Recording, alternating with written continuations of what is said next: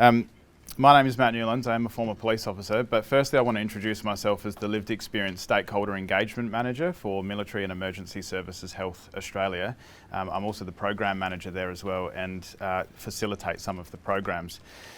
Firstly, the reason why I say that is because I'm going to talk a little bit about the organisation and the role that we play in the space. And then we're going to shift tact a little bit, and I'm just going to share a bit about my own personal story. During that story, I will intentionally talk openly about suicide, my own experiences with it. I do like to name, I appreciate the audience that I have here today, but naturally if anything does come up for people, I'm sure you've had the conversation already, I welcome you to step out if need be, and I'm happy to speak to anybody as well in any breaks or after this presentation if it touches on anything for you. So if we get into the first component, you do have a folder on your desk, I can see that is from our organisation. It contains some information in there which outlines the things that I'll talk about over the next 10-15 minutes or so. You'll see mostly targeted to the programs that we deliver. So Military and Emergency Services Health Australia, some of you may be aware of who we are. We were previously named the Road Home, probably about 2 years ago. We changed in November of 2020, and prior to that we were the REPAT Foundation. Measure is a charity under the Hospital Research Foundation Group, so we're funded through philanthropic funding. So anybody who's bought a home lottery ticket, then you would have contributed in some part to the work that Measure is doing. And then we also work in collaboration with a number of other ESOs in the space as well, and look at partnerships with universities in the space of research. So Measure, as you can see there, has sort of three pillars, if you like. So one of the arms is primarily research that we do. We're headed up by the Executive Director is Associate Professor Miranda van Hoof. She's been researching in the military and emergency services space for quite some years now. So she leads a team of about 7 or 8 research officers, and they are looking at a whole range of innovative research approaches and programs and doing evaluations. I think we've also worked just recently with the Police Association on a needs analysis, for example.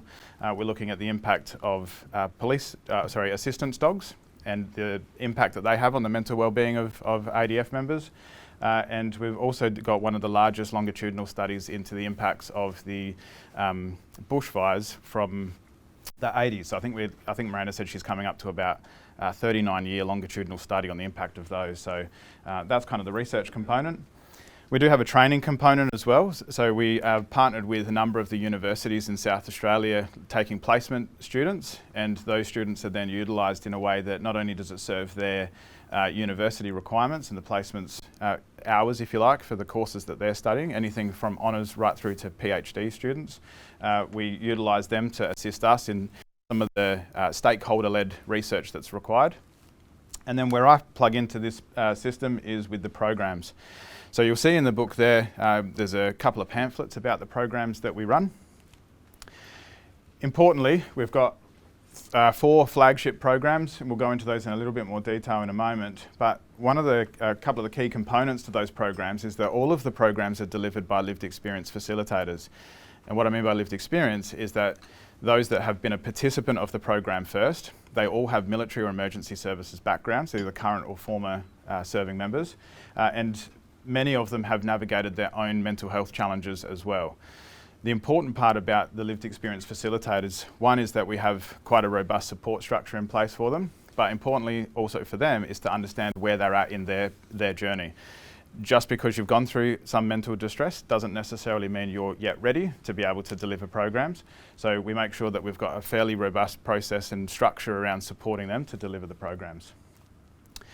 When we talk about transdiagnostic, we're not just focusing on post-traumatic stress. I think that is, for some people, that's a very common thing to focus on, but I think I'm yet to find someone who doesn't have some other challenge that they're navigating as well as post-traumatic stress. And so our focus is really around programs that will help with the functional skills of day-to-day life as opposed to targeting symptoms. What we find though by doing that is that we're seeing symptom reduction as a result of trying to give people skills that help them navigate life a lot better. The collaborative approach piece, we like to make sure that, say, a GP or a health professional is their sort of centre, if you like, and we make sure that the individuals that come in to do the programs have a community of care around them. And I think that community of care consists of, organisations such as Police Legacy, but also the GP, maybe a psychologist, maybe a psychiatrist, maybe a masseuse, maybe a hypnotherapist, a support group, other type of peer-led programs. We're wanting to make sure that people have quite a significant community of care around them to support them, so they're not just relying on one particular program. National delivery, whilst we are based here in Adelaide, just at the Jamie Larkham Centre in the Research Hub, we do have capacity to deliver programs outside of Adelaide. One of the programs that we deliver, which I'll touch on in a moment, is a 12-week program. Does make it a little challenging. We have had experience of delivering that program online and facilitating into a conference room. The challenges that do come with that, though, is making sure that the people that are on the screen do have adequate supports around them, because we'd prefer to be doing these conversations face-to-face in the event something comes up for them. A couple of the other programs we do are one-day programs, hence why I was running a little bit late this morning. We have quite a strong relationship with the Soldier Recovery Centre here in Adelaide, Darwin and Townsville, and we deliver programs there, and we'll be delivering some of them in Sydney, Canberra and Brisbane this year. And we also have a pretty strong presence in Tasmania due to Dr. John Lane, who I'll touch on in a moment. So one of the programs there you've got the flyer for is the GEARS program, the Group Emotional and Relationship Skills Based program. It's 12 weeks, 2 hours per week. There's some homework or reflective practice between sessions. It's intentionally in a group setting for a couple of reasons. We're trying to look at how it is that we can break down stigma when it comes to mental health, and there's no better way of doing that than putting a group of people from multiple services, and these programs are open to police, fire, ambulance, Army, Air Force, Navy, and we're also extending it out to Department of Corrections and also talking to some of the other first responder agencies like the Surf Life Savings, for example. But when we put people all together, albeit they wear different uniforms and their day-to-day tasks might look different, a lot of the fundamentals remain the same. The reasons why they joined service, the reasons why they are trying to, make the community or serve, that sense of service, is very much common. And by putting people in the same room where they're naming or sharing some of their own challenges and they're normalising these conversations, we find it's giving permission for others to acknowledge some of the challenges that they're having as well.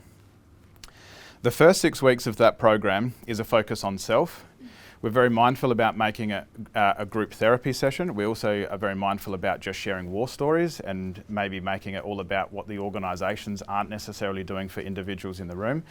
This is more of a solution-focused, strengths-based focused, acknowledging that everybody in the room has some level of either trauma or chronic stress that's contributed to them being in the room. These people are referred in by a GP as well, so there's obviously some level of acknowledgement that they've had mental health challenges as a result of their service. So the first 6 weeks on self is just getting people to understand and realise why it is that they might find themselves in the room in the first place. Just the impacts of, exposure to ongoing trauma and chronic stress and the impacts that can have. But then there's often a lot of conversation around some of the maladaptive coping strategies that are the go-to moves, if you like, for military and emergency services members that don't necessarily serve people well. And we then look at offering up some alternative strategies and solutions to that, that hopefully will help break the mould and create a different way of them living and therefore taking some level of control back of their life and how they navigate any of the symptoms that aren't serving them well. The second half of the program is then, once we've discussed the impacts on self, how it is that we're showing up with relationships elsewhere. So we recognise that there's got to be some level of ownership to look at how it is that we're navigating life, but then also recognising that people around us are also having to accommodate maybe to the symptoms that we've got as well, and how it is that we might just be aware of that and maybe make some changes to foster a better relationship that's either the social, intimate or work relationships. So that's the GEARS program very quickly. I am actually more than happy to chat to people afterwards if you want more information on these, but I'm going to give you a bit of a surface level touch on, and then if you're interested in talking more, we're welcome to do that. One of the other programs that we've got is the Mind Right program. It's a one-day workshop. It was developed for military members, but at this point in time, I see that there's a huge amount of crossover, so similar to GEARS, as to the reasons why people join in the first place. Mind Right's the one-day workshop with a focus on transition but we've found that it's also really beneficial for people who are still in the organisation. The intention of this program is to get people to think about themselves from a values-based identity as opposed to a role-based identity. I'll talk about it a bit more shortly, but when I think about my time in the police, in the absence of the police, I was unsure who I was. And so when I'd wanted to be a cop from a very young age, and all of a sudden I wasn't, that had quite a significant disruption to who I was just as a man and as someone who was navigating the community. We're starting these conversations earlier to hopefully avoid that disconnect from who they are as individuals and just getting them to think about themselves a little bit beyond the role that they might be serving. Intentionally, all of these programs are off-base, they're in casual attire. We do our best, as much as it says no rank, that can only go so far, extend so far. In fact, I guess being a former police officer myself, I have come in contact with people who are above rank of me, and I also recognise that can sometimes be a challenge as well. MindRight and StoryRight go quite close hand in hand. MindRight was developed after StoryRight, and the StoryRight program is again a one-day workshop with the focus on transition. This was developed for military organisations only just recently as a result of some funding through a defence industry partnership with Nova Systems. We were able to run an emergency services focus group specifically looking at this StoryRight program and making sure that it meets the needs of the community of the ambulance, the fire service and the police department, and we're in the process of just making some slight adjustments to this program. The importance about StoryRight is that we're trying to get people to recognise their skills, qualifications and experience of when they were in service and how that might translate into the civilian work sector.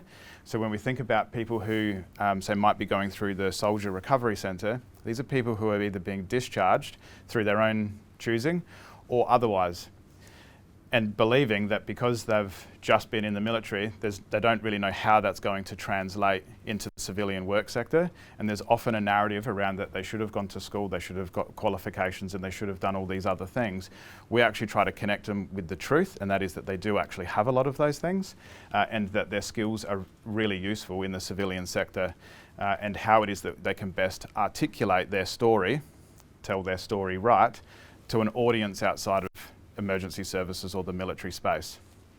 Again, we're talking about off-base, casual attire and no rank. With these ones, we're also trying to look at partnerships with local sporting teams. We've found that we delivered a program in Townsville, for example, and the participants, when they came to the program at the new Townsville Cowboys Training Centre, when we delivered it there, they recognised that it had shifted their thought process around the capabilities of what humans can do. And they already, just by being in that environment, they were starting to think about themselves in a different way.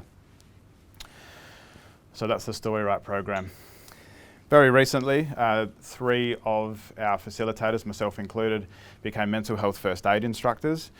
We saw this as a way in which that it's a nationally recognised qualification. Many of you have probably already done this program and you're aware of what it is, so I won't harp on about it too much, but it is a 2-day workshop. It starts to unpack what is depression, what is anxiety. You know, we have a conversation around suicide, we talk about alcohol and substance abuse, we touch on psychosis. Our facilitators are looking at trying to reduce stigma in the workplace. We've delivered the program to a number of organisations already in the civilian space, as well as touching on some that are branching into the military and emergency services sector as well. But intentionally, the facilitators will look at using their own experiences of working in emergency services, and obviously without disclosing too many details and just making it war stories, they draw on their own experiences to help individuals unpack their own experiences as well, and offer up an opportunity to have really difficult and meaningful conversations. They might not necessarily have another forum to ask. So again, whilst this is an education-based program, our facilitators are looking to try to make sure people feel comfortable just asking questions around how it is that they might be able to support someone who is in a mental health crisis. So that's the mental health first aid course. We also have, which you should have in your books there as well, is the Karen Foxwell delivers individual and family counselling. That is free to military and emergency services members and their families. So MESHA has a real focus on making sure that we're starting to put programs in place for the family members as well. And with the Gears program that you saw, we'll soon be running a pilot of a program that will be similar to that in its structure, but it will be targeted specifically for family members and then children as well of members who might be struggling with their mental health. So that's a bit of an overview of Measure. I will welcome some questions at the end. But I would like to also now just change tact a little bit and spend a little bit of time talking about the other part of me that's not the stakeholder engagement manager and program manager. I am also a husband and a father. I was in the police for 10 years. I was in from 2006 until 2016. I wanted to join the police when I was 4 years old. So I think by the time I got in, I was 20 when I went through the academy, had my 21st birthday there. And so I think it's fair to say that policing had occupied a significant part of my identity. I often say that I joined the police to find an identity and to have a purpose, and I was locked on to that goal. Before I get into what happened during my time in the police and how it is that I now stand up here talking about mental health, as opposed to pursuing a career through the ranks of the police, I'm curious, when you look at this plant, what do you think is wrong with it? Needs water. Needs water? Yeah. Lack of self-care. Yeah. Someone needs to look after it. Yeah. Anything else? Nutrients. Yeah. Nutrients. Yep. Sunlight. Maybe a new pot. Yep. Yep. Cool. Keep all that in mind. Yeah. And we'll push through and we'll come back to the plant shortly. So like I said, I joined in 2006. This is not me in 2016. My wife, I think, I'm obliged to say she still looks the same, but this is us on graduation day. That is obviously the moment that is quite significant to me, where I was handed my badge, I was provided my number, and in my mind I was given purpose, identity, I was given belonging and a sense of understanding as to how my life was going to unfold. That particular version of me believed that he would be senior constable by about 25, sergeant by 30, senior sergeant by 40, and that gave me about 20 years to navigate commissioned rank, and ideally, if I could finish my career as a commander of an LSA, I would have been really, really pleased with myself. And I think that that's a really great aspirational process. Nothing wrong with that whatsoever. I loved every day at the academy, and I loved every day that I was in the police. It is a job that I am now really proud to say that I was able to serve in. There was a period of time where I didn't feel as proud, and that was more so because of the shame that I brought to the organisation and my colleagues, and we'll get to that soon. This version of me is yet to be married, yet to have a daughter, but is 100% focused on policing, and that is everything that I am. I went to Port Augusta for 2 years. I then did Christie's Beach for about 5.5 years. I was just talking with Mr. Willing about that a moment ago. And then at the beginning of 2015, I moved to the State Tactical Response Group, and I finished my career up there in quite dramatic circumstances, which we'll touch on in a moment. Like I said, I loved every day of it. I applied myself not only to looking for leadership opportunities, but to also the educational side of things. I had myself qualified to the rank of senior sergeant. I believed that I had a really good reputation as being a leader of people. My focus was on my team.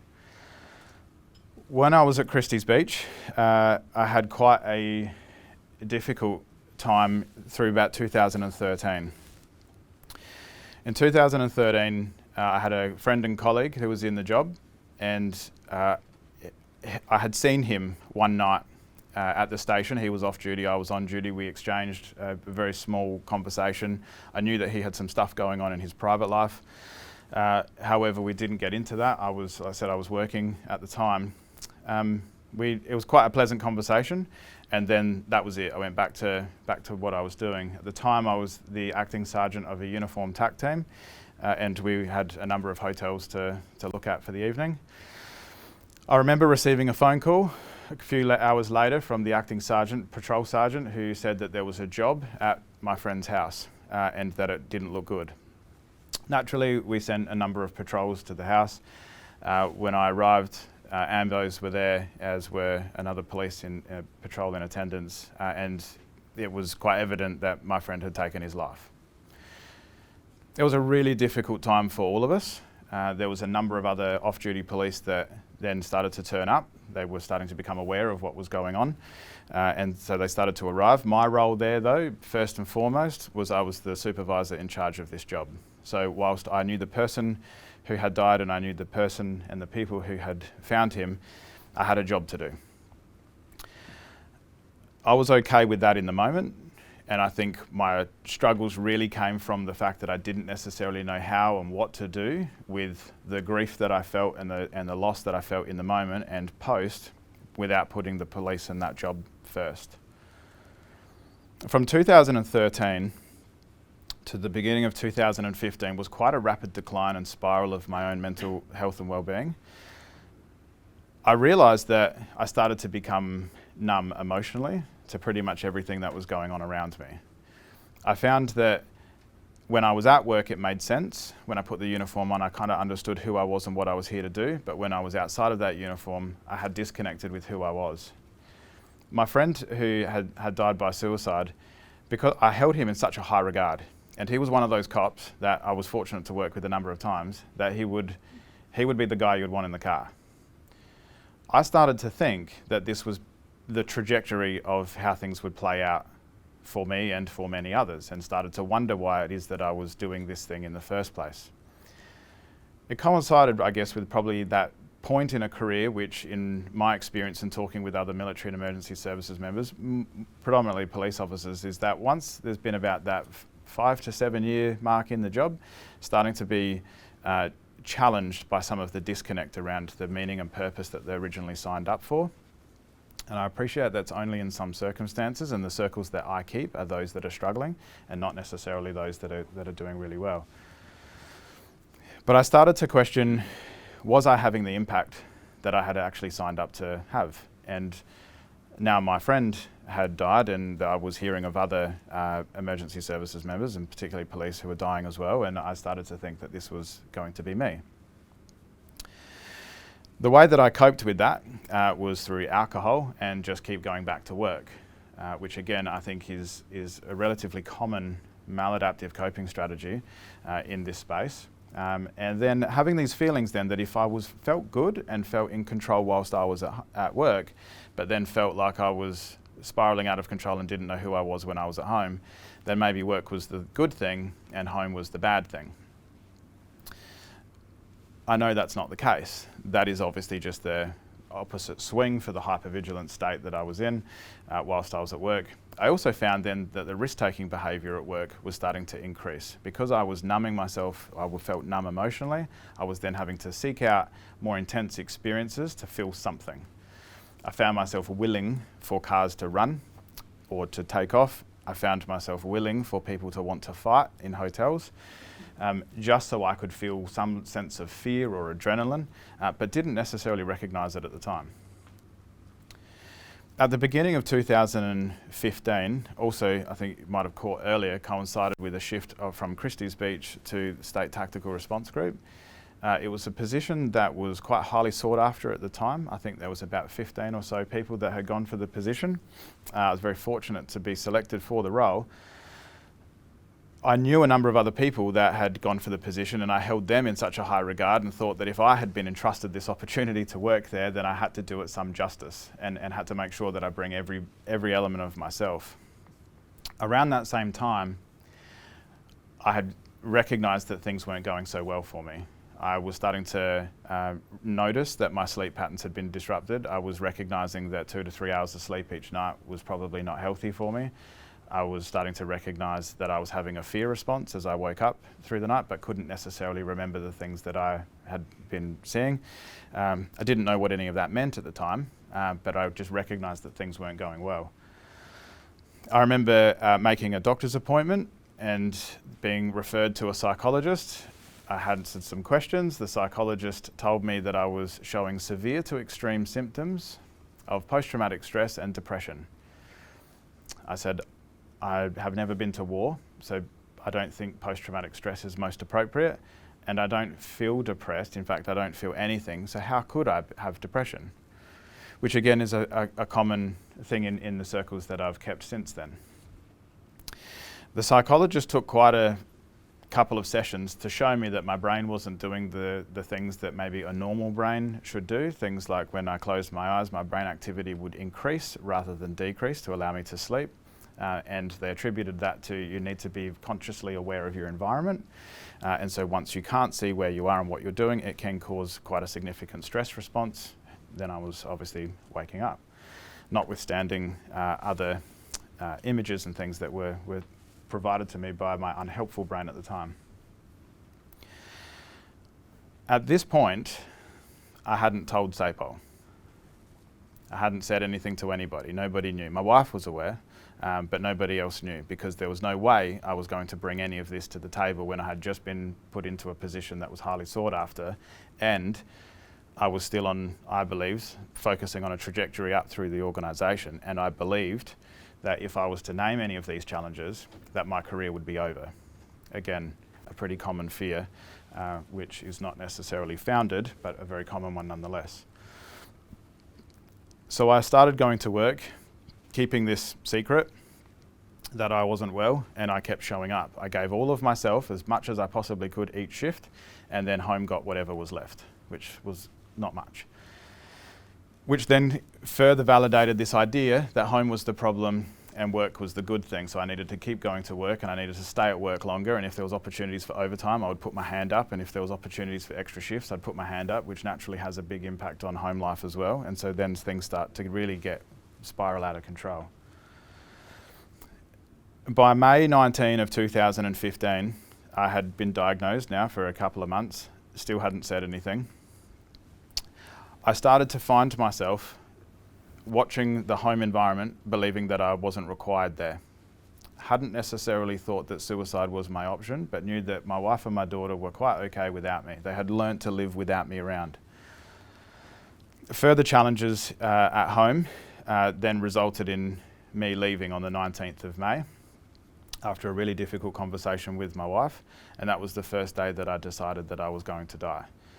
My intention on the evening of May 19 was I had the means to be able to take my own life. I was off duty, but I found myself down at Seacliff Beach, and I still can't really rationalise why there. I've got no connection to the beach at all, to that beach, but knew that that was going to be the place that I was going to make a call to my mum. She was living in Sydney at the time, and then post that call, that was it. That was me done. During the phone call to my mum, she knew that things weren't going well. She said something to me. We didn't talk about suicide, but at one point she said in this short conversation, "I know what you're planning to do, and I can't get back there to stop you." I'm a parent now as well. I was a parent then, but I cannot imagine what it would be like for my daughter to call me and for us to have that conversation. At the very end of that phone call, shortly after, she asked me just to go to a friend's place. She made me, in fact, promise that I would go to a friend's place, and she hung up the phone. I don't think I've ever had the conversation with my mum yet, because I can't do it. Even now, to think about it is invoking an emotional response. But to ask her what she would have thought when she hung up the phone, not knowing what was going to happen next. That particular conversation kept me alive, because I thought, in a moment of clarity, is this the last thing you're going to do, is going to lie to your mum? So go to your friend's place, and then you can sort out what you need to sort out. I did that, and I remember, again, at my friend's place, we never spoke about what I was intending to do. He didn't understand or know the significance of the experience that I was having at the time. He didn't know my intentions. He wasn't aware of the diagnosis. But simply by being in his company and by being around friends and peers, which is why I'm such an advocate for it now, kept me alive that night. Now, that didn't take suicide off the table, but it bought me time. So over the following months, as I tried to work through what my life was looking like and challenges with my wife, I still kept going to work though, still didn't say anything to work, because I couldn't bring myself to lose this significant thing of such importance. Which does bring us to a particular point in time through 2015. At the end of July, where what I call the tentacles of the darkness and poor decision making that I was making and this risk-taking behaviour started to reach into my time in the police. The end of July, I was working with 2 colleagues. We got tasked to a particular job. It was a bit of a nothing job. Lady at a bus stop with a baseball bat at State TAC. That's kind of our thing. We wanted to make sure that we could allow for local patrols to sort out like real things, and we would pick up some of those type of taskings. The short version is we went there, we spoke to the lady. She had just said that she'd been in an argument with a friend. I said, you can't get on a bus at 10 o'clock at night back to Elizabeth with the bat. We're going to go put that in the car. There was supposedly a vehicle up there. We did a quick lap of a car park, didn't find it, went back to the bus stop, lady's gone. She was known to us for whatever that is worth. We just knew that we would see her again. So the most appropriate course of action at that point in time is to book the bat into property system, take it into the city, go through the motions, and then when we decide we're going to go find this lady again, do the reverse and give it back. But not for that guy who thought that he's a highly effective and highly efficient police officer. He'll just take it back to the office, leave it there, and when we go back out searching for this lady, we'll just chuck it in the car and we'll give it back to her. This version of myself I really struggle with because it makes decisions that are so outside of my character and my values that I'm still fully accepting of and fully accountable and responsible for. But it frustrates me that it took this particular incident for me to find myself here. Over the space of about 2 days, for a reason still difficult to rationalise, I decided to keep the bat. And when you're in the police and you come into possession, well, in your, I guess even as a civilian, if you come into possession of things that aren't yours, you're not allowed to keep them. It's compounded when you're in the police because police are and should be held in a much higher regard. I made the decision to keep it. One of the guys on my team heard some conversation that he believed others all believed to be a joke and just like team banter. He believed it to be true. He took his concerns to a friend who was with the anti-corruption branch, who then had advised him of actions that were required to be taken. And on the 7th of August 2016, I was arrested by anti-corruption branch at State TAC. It was a normal Friday morning. I got there early, I'd have breakfast, and then I would get my gear with the team, would kit up, and then we'd get ready for the day. I remember at about 7 o'clock, the boss came in, really great man, asked me how things were going at home. He knew I was having some challenges. He said, could I have a chat with you? I went into his office, and then I said, look, boss, I'm really not coping real well. Still hadn't said anything. No one knows that I'm still going to psychologists. I'm starting to work on things with my wife at home, but having a real severe challenges around that. He takes a phone call and says, I have to get this, and then 2 detectives come in and put a camera on the table and say, you're under arrest for aggravated theft. Would you like to make a phone call? I was wearing my uniform, and that was the last time I wore my uniform, and I still would struggle now. I would still refuse to put a police uniform on. Only because in that moment, my biggest concern was what I had done to that uniform and what I had done to everybody else that wore that uniform through my actions. That was the second day that I planned to die.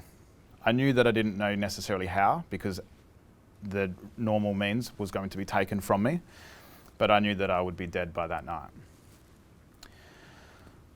I went through the normal process. Detectives searched the office, they took me home, they searched the house, they searched my locker that was taken to the city watch house. I had known just through, I guess the sergeant coming and saying, there's, this person is making some allegations about what you've done. I had anticipated that internal investigations at least would be asking questions, and in a fear response, I had made sure that nothing would be found. So they didn't find anything. That doesn't make it not a crime. It just means there's nothing to be found. I went very quiet during that particular day through the morning, And then when I was at the City Watch House, I'd been placed in a cell, and for those that have worked in the job, third cell in at the City Watch House, they'd shut the watch house down for me. And I had put so many people in there myself, and then I found myself in there. And I remember I was like, I don't know why it's such an important thing for me to remember, but I was like busting to go to the toilet, but I refused to take more than a second step in. I think there was even still this bit of me that thought like, this is not where you're meant to be. This is not who you are. But the boss from State TAC came down and asked to speak to me. We went into an interview room, and it was more from disbelief, just to say, what is this? What are you doing? What is going on? And that was the time that I said to him, I'm not well. Now, it's really important for me to say at this point that being unwell does not excuse that behaviour. That is not allowed. You cannot do that. And just by me saying I was unwell and I had post-traumatic stress and depression and was navigating some symptoms, it does not excuse this.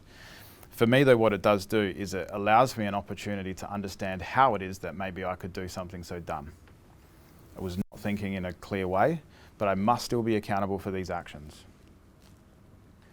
The conversation that I had with the boss, he asked me how I was getting home from the cells and offered to drive me home. And that conversation saved my life a second time. He never asked anything about the bat. We spoke for about 45 minutes. He asked me about my mum. He asked me about my dad. My mum was living in Sydney at the time. My dad was living here. Both have remarried.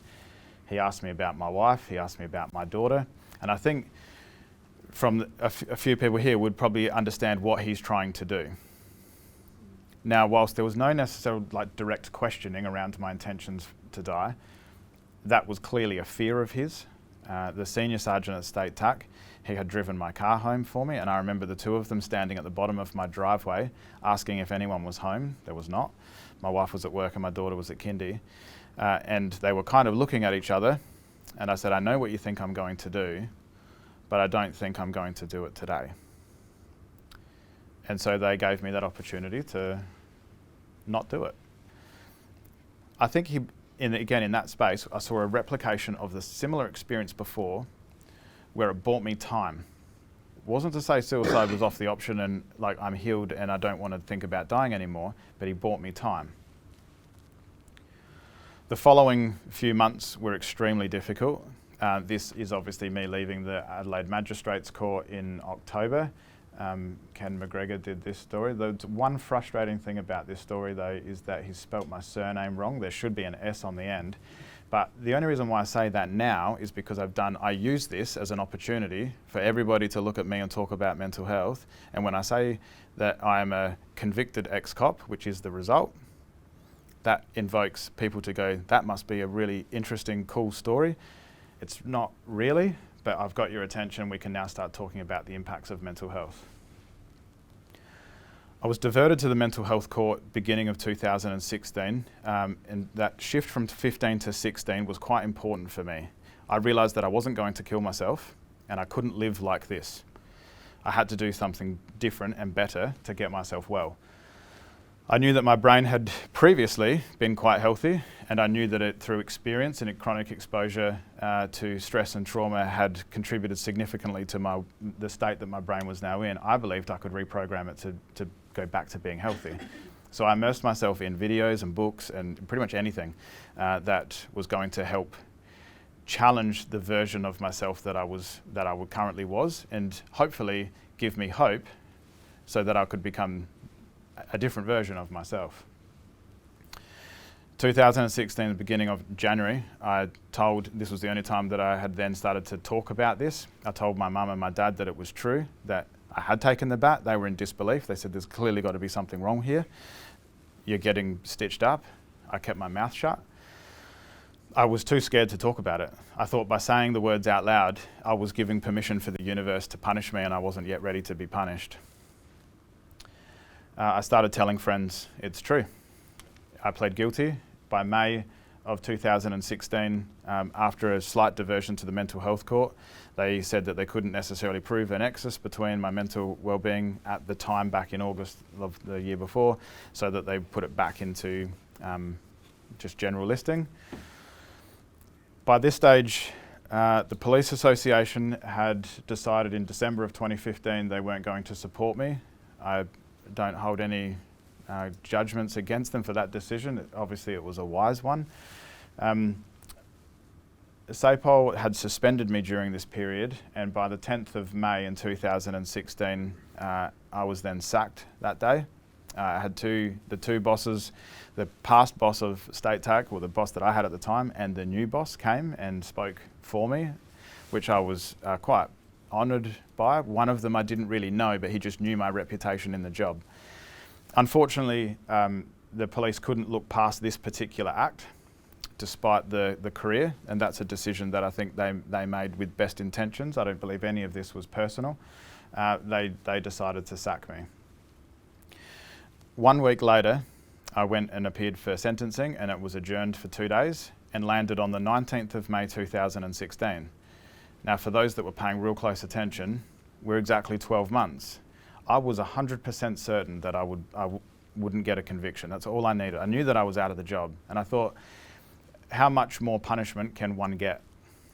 But there was also this very loud voice in my head that said, you deserve everything you're getting because of the people that you've hurt. Thankfully, the courts didn't agree with SAPOL's idea of a custodial sentence as a result of this. I was convicted and I was fined $1,500 plus costs, and that was it. I was now a convicted ex-police officer, which doesn't look real good on a resume, or a LinkedIn profile for that matter. So how do you get a job now? And I've been wanting to be a cop forever. I didn't even know what I wanted to do if I wasn't a cop. I'd never thought about it, never. So that was a real challenge. I did end up getting a job through a couple of friends and end up doing a few different bits and pieces, but my focus shifted around getting myself well. I had to get myself well. That's the only way that I was going to ever live a meaningful life, was to be well and to find out how it is that I could not only get well, but remain well, and the strategies and tools that I would then learn to then maybe share with other people to help keep and maintain their wellness. So, if we fast forward to 2022, I now do this type of stuff. I come and speak and share my story. I talk about in different circumstances and different ways around mindset, resilience, overcoming adversity. I work for Military and Emergency Services Health Australia. We've discussed that. I have a business on the side that's got nothing to do with mental health, I employ my dad, and that's really meaningful to me. That's in the residential housing industry. I'm a national community ambassador for Are You OK? I do workplace and organisation and school talks as well, around talking about the importance of talking to each other and having meaningful conversations keeps people alive. And then I also do some consulting work with a men's health organisation that's based in Victoria, but is a national organisation around supporting men to have difficult conversations with each other. I'm a qualified and registered counsellor. I do counselling 1 day a week to military and emergency services personnel. And recently I was a co-author on a bestseller, Reasons to Live. There was about 10 authors that got together, shared their story, and in the hope of looking to inspire hope in others to find a reason to keep living. That takes a lot of energy, takes a lot of work, takes a lot of effort. I can only do most of these things because I still, thankfully, have a very supportive wife at home and my daughter. I've been working on my relationship with her during, obviously, all that period as well. But I think one of the other critical parts to that as well is that, and I'm going to touch on this just in a moment, is the importance of having a good community of people around me. That is fundamental. Even to the point where I've got a good friend at the back who's helping me today with getting some videos and recording some stuff. So I do not underestimate the relationships of people, and there's probably a good chance that I'll have some of those relationships still here in this room moving forward. I'm constantly looking for people to just keep putting around me that can help keep me well. Before we looked at the plant and we named some of these things, because that's a cool story. But it's not about the story. The story really just is hopefully giving some credibility about just touching on a few important points as a result of the story. The story gives me an opportunity to hopefully come in here and keep your attention just long enough so I can get a message through that you might be able to then share with others, because I do not underestimate the importance of what your organisation does, not in the slightest. So when we looked at this plant, We mentioned things like the sun, the soil, the nutrients, the water, maybe the pot size. But none of you blamed the plant. None of you said it's because the plant just doesn't want to try hard enough. It was all external factors that we named. But the question is as well, how do you know there's even anything wrong with it? How do you know that there's anything wrong with that plant? Because you know what a healthy plant looks like. If I told you that that's the wilting plant of Mongolia, and that's actually, it's not, I don't know what that is, I just made that up, but clearly, but if I told you that, and that's a healthy version, you wouldn't know. You would have just assumed that it needs all these things, which is the importance of getting to know the people that you are in company with and are in your community, and the importance of the impact that you're making in the community of people who are in a really, really difficult time in their life. So if we do all those things for this plant, and we rally around it, and we give it some love, and we show it some care, and we show that it's valued, and we offer all the support that it needs, maybe one day that plant grows up to be a large tree. The tree in itself is quite powerful.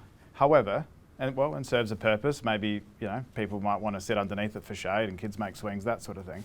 The only way that it can do that, though, is through connection with others. What is required for that is a lot of these things connecting to create this. But that is still vulnerable. That is vulnerable to the weather, it's vulnerable to other external factors, it's vulnerable to the people around it.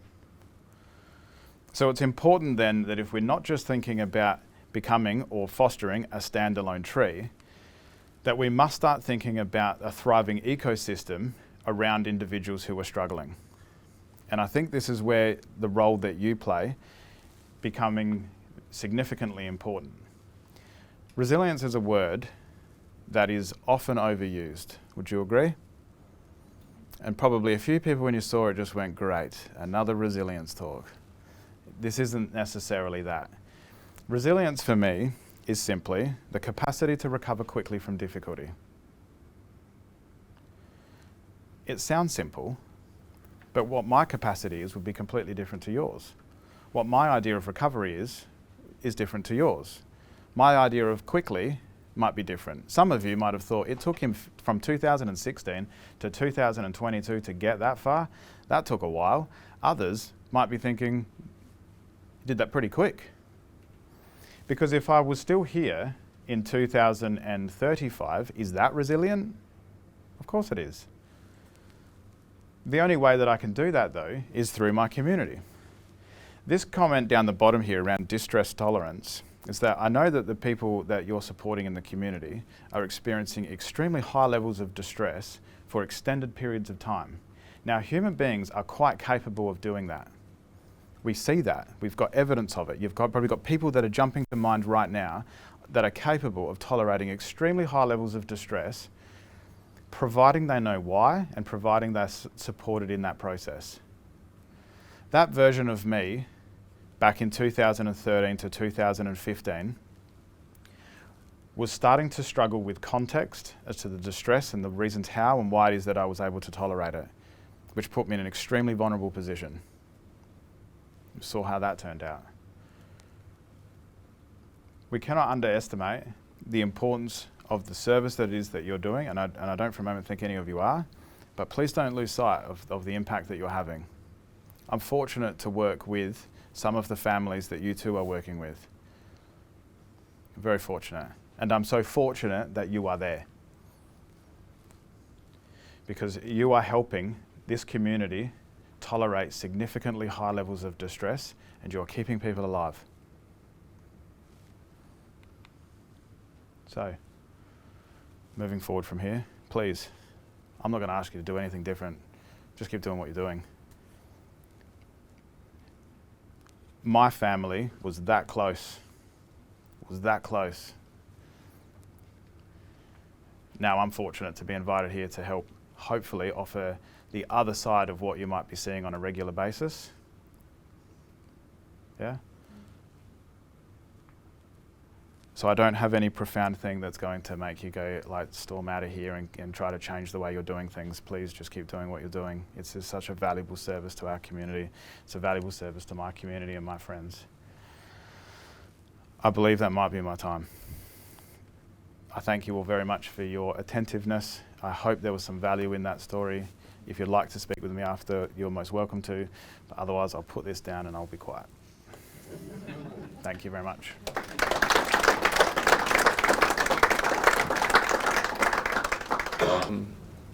I think it would have it certainly resonated a lot of what you talked about. I've lost a lot of colleagues over the journey, and I think, you know, we know the impact of mental health, but I think, you know, being a trainer myself, it's all about the story, it's all about the takeout, and to hear your lived experience, if you can't be affected by that was just brilliant. Thank you. Appreciate it very much. Thank you. Thank you, Mr. Willing. Appreciate it.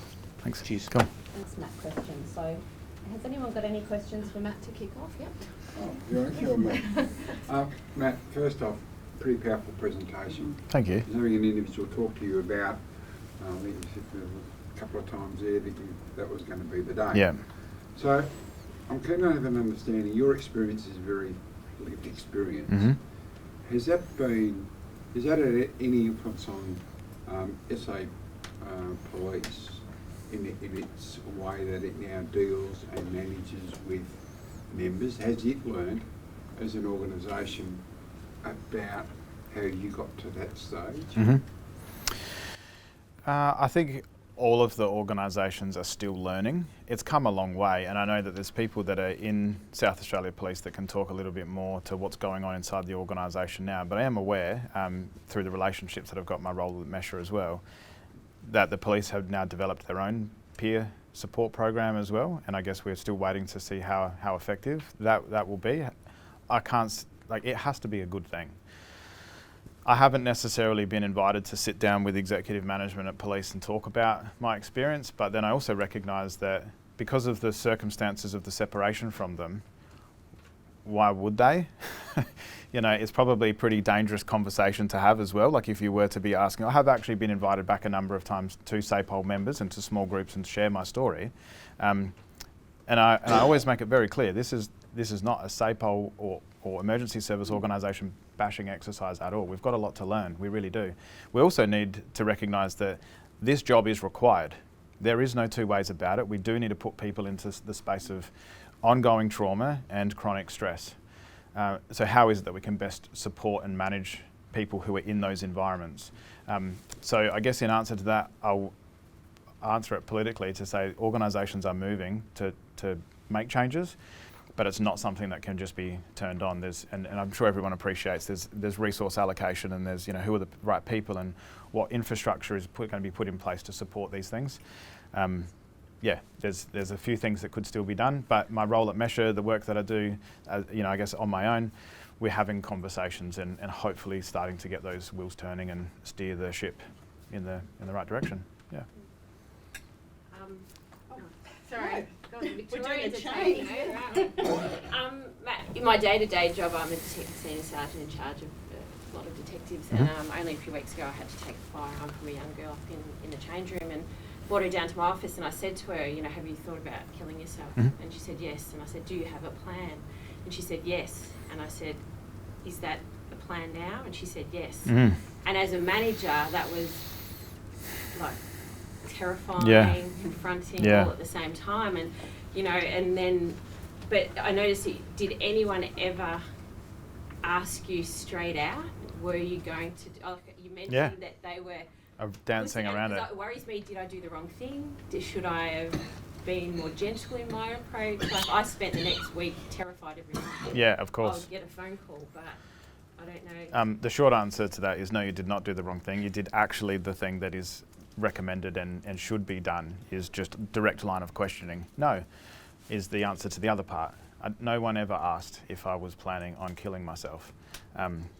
I did know you know, we know when we go through the charge process, there's questions that are asked at the charge counter. I was invited to apply for bail. I knew it was a Friday about lunchtime. I considered not applying for bail because I knew that I wasn't well, but I knew that I would be detained. So I then applied for bail because I knew that those questions would go down that direct questioning pathway. So it's a difficult thing.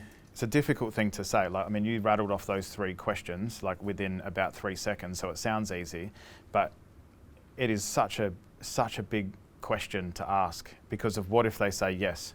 You know, what if, you know, that's big, isn't it? Like there's and it always is. It always is. Every time I've had those questions that I've asked others, I'm a big believer in it, like just that direct line of questioning, and research backs that up. Yeah, it's hard then to.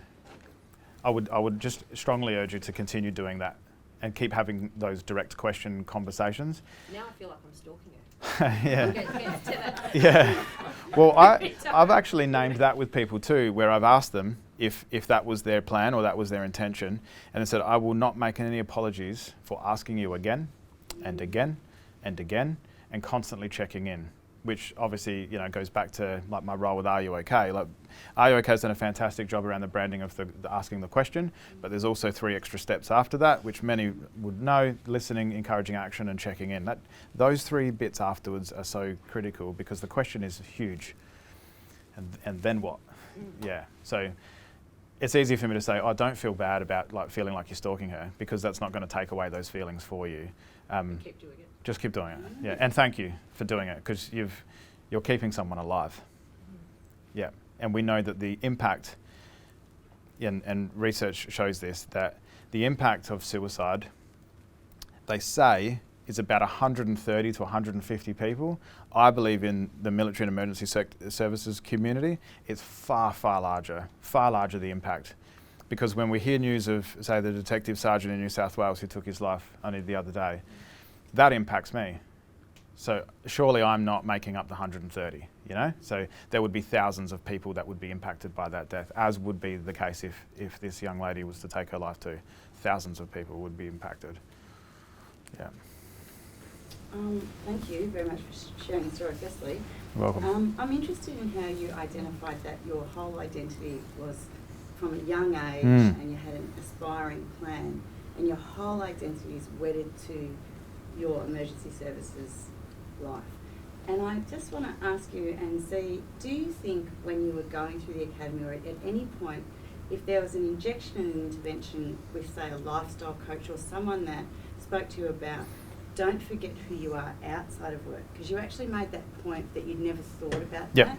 Do you think that would be a successful early intervention strategy, or do you think you wouldn't hear it until you need it? Yeah, probably a bit of both. I think it certainly can't hurt. What I've found is that for members who have joined the job a little bit later on, and they might have had a life beforehand, or maybe they've had a job or a career or a trade beforehand, generally don't seem to be so connected to the role as maybe someone who joins at a really young age, because they've seen an alternative that there is life outside of that. Now, that's not to say that's for everybody. I do remember going along to see Dr. Gil Martin when he did his talk that the association put on around the emotional survival for law enforcement, and remember sitting there taking that stuff in and thinking, that's great, like I think there'd be lots of people that could benefit from that. But not me. Like, yeah, is that what you feel? yeah, exactly. But I think as well, so there's a couple of different challenges, and we're talking about just an individual approach. So by introducing something, we're creating an opportunity at least for people to recognise those things. My time in the police, it's an interesting one, because when you join at 20, and I was obviously in what turned out to be quite a serious relationship, clearly, because we're married and have a daughter, but policing was the most important thing in my life, and remained the most important thing in my life, despite getting married and despite having a kid. But that's where I found some of the challenges then came into play, because then I was almost like judging myself for the fact that policing comes first. But my life had changed and my priorities had shifted, or should have shifted, but didn't, which was starting to cause a disconnect as well. So I do wonder if maybe there were opportunities to recognise the other roles and other labels that people have in the community. If I was to introduce you to my friend Dennis at the back of the room, I'd be very careful about calling him, an internationally renowned light painting photographer. I would say that Dennis is just an amazing man and is a wonderful human being that happens to be quite good behind a camera.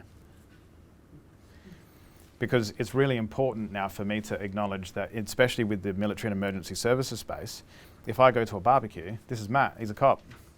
that's regular. Now I just talk about police things and then get tired of talking about police things. Eventually, to start with, it's great. I love talking about police things. I still catch up with cops and talk about police things.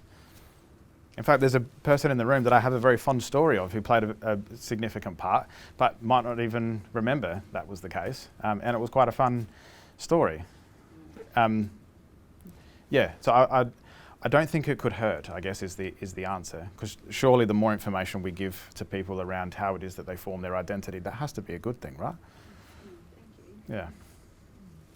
Matt, I forgot to tell you that we actually have someone listening in. Right. I'm so sorry. That's okay. Hi, Lisa. I tried to email you Matt's slides. No, I did. Oh, did it go through? I got it, Oh, yeah. good. Oh, So you cool. got it. Do you have any questions for Matt at all, Lisa? Lisa's Yes, from thanks, AFP. Karen. Okay. And yes, I did receive the slide, so thanks for sending that through. Matt, thanks for being so candid in sharing your story. I think that's really powerful, especially for us at the staff level. Quite often, and I'm sure there's others in the room at the staff level as well, we do receive phone calls, and often it almost feels like we're the last resort. People have exhausted everywhere else in their organisations and, areas of charity and expertise to be able to assist them. And there's been quite a few times when I personally have taken phone calls and thought, oh my goodness, it's exactly what was just mentioned before. Am I doing the right thing? Am I saying the right things? And then you kind of finish that call and think, oh gosh, could I have said something better? Or is there a better way to handle that? We, as a legacy, don't do a great deal in the mental health space. I'd be interested for staff level at this point in time, do you run any workshops that you could train us as staff in better ways to respond to those kind of phone calls or drop-ins to our office? And I'm sure others in the room would be grateful for that too. Yeah, thank you. I appreciate that. And it is a good question. I think to answer the first bit, I think it is also important for police legacy to, and you sort of touched on it, Karen, is this the space like that you want to be sort of in? And if it's not, are you still getting, like Lisa was saying, are you still getting brought into this space anyway? So is it most appropriate then to at least ensure that staff are, I guess, feeling adequately confident enough to have some of these difficult conversations? I think in answering the next part, Lisa, is that the work that we're doing at Measure is very much stakeholder-led. These are conversations we've had with a number of organisations that are now asking, how is it that we might be able to have members from this community deliver, whether it be a half-day workshop or a full-day workshop, or if it's not most appropriate to, in something that's a little bit more formal, how is it that we can at least just hold a conversation like this, and you can either ask us questions, similar to like your questions, is direct questioning the best way to go, or is there a more formalised training package that would be suited? I'd certainly be interested. I don't want to just say, yes, we can do this and make it look like this, and it might not be what you need. I'd rather, if it was a conversation that was an important one to have for Legacy or for AFP, you tell us the type of environments that you're coming from so that we can make sure that we're not just training people in something that might not necessarily be useful. So yeah, certainly open to those conversations. Fantastic, thanks Matt. We might touch base with the National Secretariat with yourself, Kelly, in New South and see if that's something we could look at as a cohort or if it's just something we look at as AFP. So thanks very much. Thanks, Lisa.